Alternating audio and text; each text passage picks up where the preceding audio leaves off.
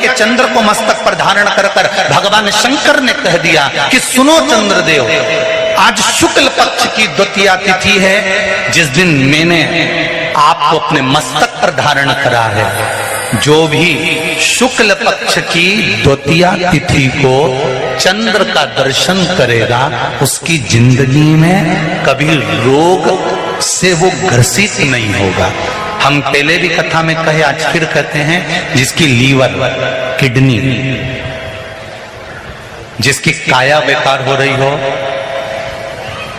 चमड़ी सफेद पड़ रही हो, काले काले छट्टे पड़ रहे हो, सोराइसिस जैसी बीमारी हो गई हो, कैंसर जैसा रोग हो गया हो, बड़े से बड़ा रोग, अगर किडनी, लीवर कितना भी बेकार से बेकार हो गया, डैमेज से डैमेज हो गया, उसको शुक्ल पक्ष के द्वितीया चंद्रमा का दर्शन करना चाहिए।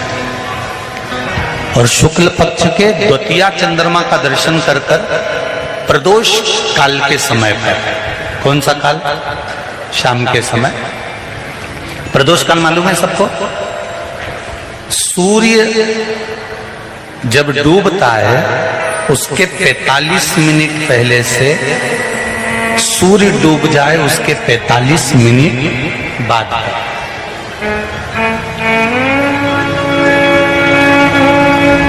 कितने मिनट पहले? जम के बोलो जरा। 45 मिनट पहले से 45 मिनट बाद प्रदोष काल का क्रम है। चंद्रदेव का दर्शन कर कर कच्चे दूध का छींटा, सफेद पुष्प चंद्र को समर्पित करो, सफेद चंदन का छींटा चंद्रदेव को दीजिए।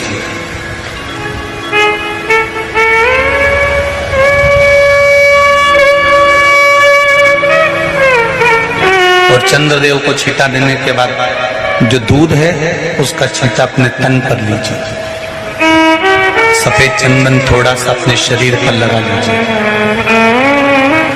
कितना भी विषम से विषम रोग हो, कितना भी किडनी, लीवर, चाहे कैंसर जैसा रोग हो, मेरा चंद्र शुक्ल पक्ष के द्वितीया के चंद्र में शंकर भगवान स्वयं विराजमान होकर अपने भक्त को रोग से मुक्त करते हैं। द्वितीया के चंद्र।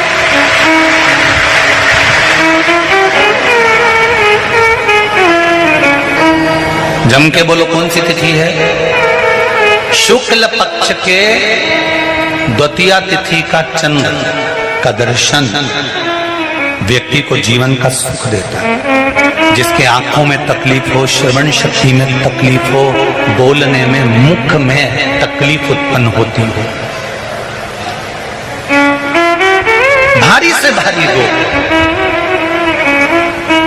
शुक्ल पक्ष की द्वितीया तिथि को भगवान शंकर ने चंद्रदेव को अपने मस्तक पर धारण करा। तो शंकर भगवान ने कह दिया, सुनो चंद्रदेव, आज शुक्ल पक्ष की द्वितीया तिथि को मैंने आपको अपने मस्तक पर धारण करा है। संसार में रहने वाला, मृत्यु लोक में रहने वाला, चाहे देवलोक में रहने वाला, चाहे जिस लोक में वो निवास कर रहा है, अगर शुक्ल पक्ष के द्वितीया तिथि के चंद्रमा का दर्शन करेगा तो वो रोग से मुक्त रहेगा। अब हमारे यहाँ इतनी अच्छी अच्छी तिथियां दी हैं, कैलेंडर तक में लिखा हुआ है कि चंद्र दर्शन। अब उसके बाद भी लोग चंद्र दर्शन नहीं करें तो फिर उनका भाग्य बेकार। पंचांग में लिखा है कि चंद्र दर्शन, बोलो सही है कि गलत है? उसमें पंचांग में लिखा है कि चंद्र दर्शन, शुक्ल पक्ष की द्वितीया तिथि चंद्र दर्शन।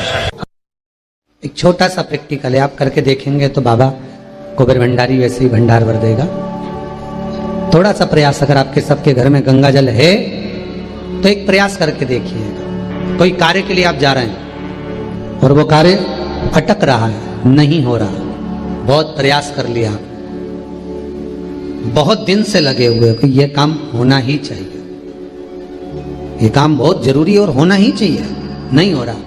एक कटोरी में गंगा का जल निकाल लीजिए और कटोरी में गंगा का जल निकाल कर तुम्हारे घर में एक सिक्का पड़ा हो, 1 रुपया, 2 रुपया, 5 रुपया, कोई सा भी एक सिक्का पड़ा हो, जो भी सिक्का पड़ा हो, कुंदकेश्वर महादेव का नाम लेकर, जहां परिंडा होता है, पानी का मटका होता है, पितरों का स्थान होता है, हंडा भरते हो, मटका भरते हो, उसके पास में उस कटोरी को रखकर 1 का सिक्का, 2 का सिक्का, 5 का सिक्का, 10 का सिक्का, जो तुम्हारे पास सिक्का पड़ा हो, जो भी तुम्हारे पास पड़ा हो, वो सिक्के को हथेली में लेकर कुंदकेश्वर महादेव का नाम लेकर उस कटोरी में डाल दीजिए और उस जल को नैनों से लगाकर आप काम के लिए निकल जाइए। वो काम आपका सफल होकर ही रहेगा, छूट नहीं सकता। गंगा के जल में वो बल होता है। और आप जो सिक्का डाल रहे हो वो ये समझ कर डालें कि कुंदकेश्वर महादेव को मैं गंगा में स्नान करने के लिए, हमारे यहाँ पहले हमने भी देखा, आपने भी देखा होगा, किसी जब बारिश नहीं होती है या कोई काम अटक जाता है, जब बारिश, तो क्या करते थे पहले के जमाने में कि मंदिर को पैक कर दे, उसमें पानी भर दे शंकर जी के ऊपर। आपने कई जगह देखा होगा, उसमें शिव जी को डुबा, तो किसके लिए डुबाते थे? कुंदकेश्वर महादेव के। ये नियम है कुंदकेश्वर महादेव का। पर आज के जमाने में तो चंपेश्वर महादेव है तो उनको भी डुबा दे, गुप्तेश्वर महादेव है तो उनको भी डुबा दे। ये उनके लिए नहीं है। कुंदकेश्वर महादेव किनका नाम है? जम के बोलिए, कुंदकेश्वर महादेव। ये कुंदकेश्वर महादेव उस कटोरी में, उस बाटकी में सिक्के को डाल, और फिर जब आपका काम हो जाए, आप जिससे मिलने गए हो, जिससे काम की बात करने गए और काम हो गया, तो वो जल ले जाकर सिक्के के साथ, सिक्का तो डालो मंदिर में, कहीं दान पेटी आदि में, और वो जल भगवान कुंदकेश्वर के नाम से शिव जी को समर्पित कर दो। बाबा से विनती करो, बहुत बहुत साधुवाद है बाबा, आपने मेरी लाज रख ली, मेरी कृपा बनी रहे, बस ये सुख मिलता। कनेर के पुष्प की माला, काय के पुष्प की? कनेर का वो पीला जो फूल होता है, आप टीवी पर दर्शन कर रहे होंगे, कनेर के पुष्प की माला जो ऊपर जलाधारी लगी है, जिस जलाधारी में से बूंद बूंद पानी गिरता है, ये शंकर भगवान की 5 बेटियों का स्थान है। कौन कौन सी बेटी? नाम लो, जया, विषहरा, श्यामली बारी, दौतली और 5वें नंबर की देव। ये शिव जी की 5 लड़की जो पानी बूंद बूंद नीचे गिरा रही है। शंकर भगवान की बेटियों के स्थान से शंकर भगवान की जो ये जलाधारी,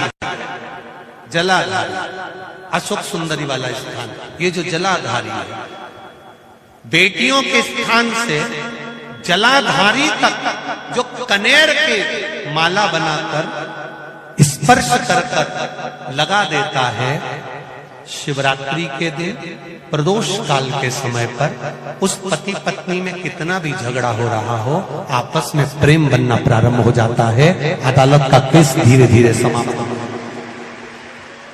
अदालती कार्रवाई। यहां तक कहा गया कनेर का पुष्प, भाई भाई में विवाद हो रहा हो, जमीन के लिए विवाद हो रहा हो, किसी प्रॉपर्टी के लिए विवाद हो रहा हो, या किसी अन्य विवाद में पड़े हुए हो, या तुम्हारे दुश्मन बढ़ रहे हो, तो भी कनेर का पुष्प शिव को समर्पित किया जाता है।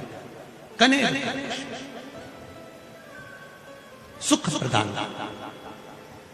आनंद, जिसको कोई ना पाए उसको मेरा महादेव पाए।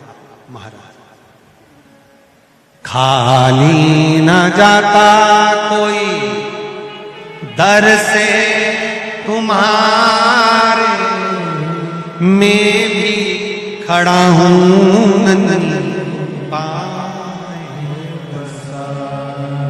अपने हृदय लगा लो, गिरा जा रहा उठा लो। शिव कथा कल कोई माता जी ने पत्र लिखा था, उसमें लिखा था गुरुजी हमारे पत्र नहीं पढ़ते। पत्र बहुत सारे रहते हैं, हम प्रयास करेंगे कल की कथा में आपके पत्रों को भी लिया जाए। नए पत्र आएंगे, उसके साथ आपके पत्र भी कल की कथा में हम लेंगे, प्रयास करेंगे। भगवान शिव की कथा करें। दूसरे नंबर का पुष्प, पहला कौन सा है? बोलते जाओ, पारिजात। दूसरा कनेर का पुष्प, सुख प्रदान करना, आनंद, शिव की प्रियता में भी प्रिय।